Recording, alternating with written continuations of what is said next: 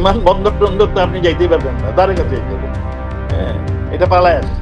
2018 সালে রাতের ভোটে বড় ভাইয়ের প্রভাব খাটিয়ে নির্বাচিত হয়ে আওয়ামী লীগ সরকারের পররাষ্ট্রমন্ত্রী হওয়া এবং 2024 সালের জুলাই আগস্টের গণ অভ্যুত্থানে ছাত্র জনতার উপর হামলা ও গুলিবর্ষণ মামলার আসামি ডক্টর AK আব্দুল মোমেন। হাসিনার ভারতে পালিয়ে যাওয়ার পর সরকারি লোকদের সহযোগিতায় দেশেই ছদ্মবেশে আত্মগোপনে ছিলেন বলে নিজেই স্বীকার করেছেন পলাতক আওয়ামী লীগের এই নেতা।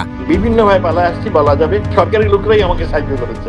আমোদে স্বভাবের এই রাজনীতিবিদ জানান 5 আগস্টের পর প্রায় 8 মাস তিনি দেশের ভেতরেই এক স্থান থেকে আরেক স্থানে পালিয়ে বেড়ান। সম্প্রতি একজন সাংবাদিকের সাথে ভার্চুয়াল টক শোতে অংশ নিয়ে ডক্টর মোমেন আত্মগোপনে থাকা ছদ্মবেশ ধারণ এবং দেশ ছাড়ার কথা প্রকাশ্যে তুলে ধরেন। আমি পালিয়েছিলাম, আর যাতে বাইরে কেউ না চিনতে পারে মহবের জ্বালায়, সেই জন্য চেহারা সব পরিবর্তন। এইটা একটা আপনার সিনেমা হইতে পারে, সুন্দর মুভি হবে।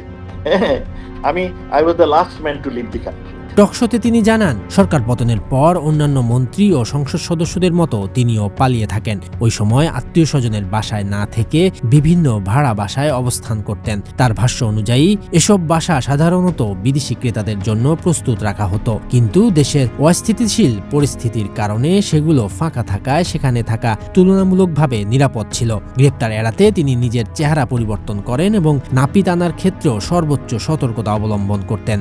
এক বাসায় গেলাম সার্টেন টাইমে, ওই বাসায় এক নাপিত আসলো। হ্যাঁ, এটা আমার বাসা না, আরেকজনের বাড়িতে, যাতে ওই নাপিত কাউরে বলতে পারে না কোথায় আমার সাথে দেখা করছে। একাধিকবার বাসা পরিবর্তন করেন এবং 6 বার মোবাইল ফোনের সিম পরিবর্তন করেন। তবে কিভাবে তিনি বাংলাদেশের সীমানা পার হলেন তা নিয়ে এখনও রহস্য জিয়ে রেখেছেন। তিনি সরাসরি কোনো বিমানবন্দর ব্যবহার করেননি, বরং বিকল্প পথে পালিয়েছেন। তিনি দাবি করেন তাকে দেশ ছাড়তে খোদ সরকারি কিছু কর্মকর্তা বা ব্যক্তিরাই সাহায্য করেছেন। তবে সেই ব্যক্তিদের পরিচয় এবং পলায়নের পূর্ণাঙ্গ রুটটি এখনও বলার সময় আসেনি বলে মন্তব্য করেন। সরাসরি শাহজালাল থেকে এসেছেন নাকি অন্য কোনো বিমানবন্দর থেকে? না, বিমানবন্দর টন্দর তো আপনি যাইতেই পারবেন না, তার কাছে যাবেন। হ্যাঁ, এটা পালায় আসছে। কিভাবে চেপি? বিভিন্নভাবে পালায় আসছি। একটু বলেন না শুনি। বিভিন্নভাবে পালায় আসছি বলা যাবে কোনো এক সময়। এখনো বলতে যাচ্ছে না? হ্যাঁ, এখনো বলতে চাচ্ছি না, কারণ সরকারি লোকরাই আমাকে সাহায্য করেছে।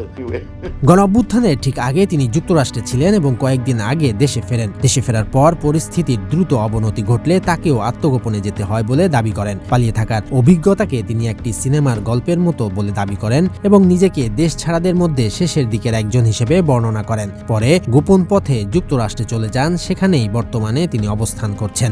আপনি কিভাবে বের হলেন এবং দেশে যে 8 মাস থাকলেন, আপনি বলছেন আপনি 6টা সিম বদল করেছেন, কেমন ছিল আপনার সেই 8 মাসের? এইটা একটা আপনার সিনেমা হইতে পারে, সুন্দর মুভি হবে।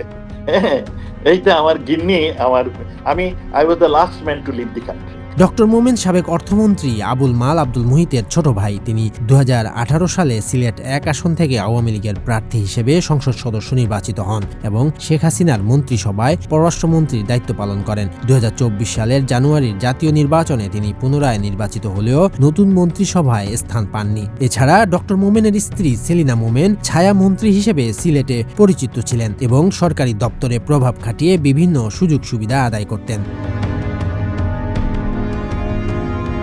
শরীয়তুল্লাহ, বৈশাখী সংবাদ।